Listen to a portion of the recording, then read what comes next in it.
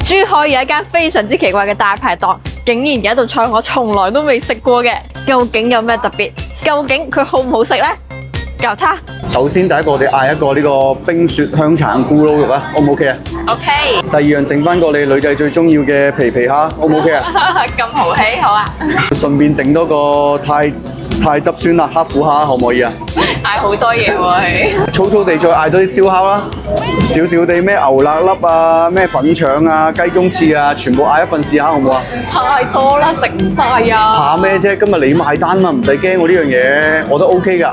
平時你埋單就唔俾我嗌，我埋單你就亂咁嗌。唔係啊，咁我唔嗌多啲又好似唔尊重你啊嘛！你知你嘅身份又尊貴，如果唔嗌多啲，你覺得我好似睇唔起你咁樣，咁就唔係咁好啦。又好似有啲道理喎。點啊？呢個冰雪香橙咕嚕肉點啊？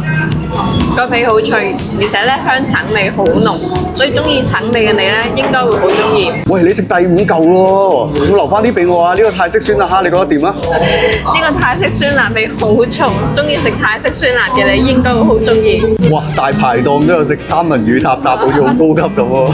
係咪咧？我都覺得好高級啊！你試下味道睇下得唔得？佢個三文魚蟹子同埋沙律配搭嘅味道啱啱好。後面好有味喎，有到一陣熱流喺度。食下食下攞咁多串係受做乜鬼啫？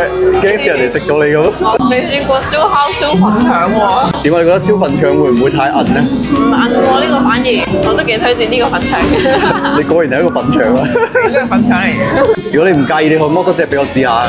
我介意。你個眼神冇轉變得咁快，好唔好啊？呢度隻瀨尿蝦都有膏㗎，中意食有膏嘅你應該好中意。呢個就係佢招牌啫啫鵝筍頂煲，你試下先啦，睇下得唔得？食過咁多次大排檔，我都未食過鵝筍頂啊！好脆口喎，怕唔怕好韌呢？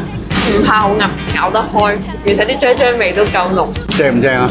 正。推唔推薦啊你？呢個推薦。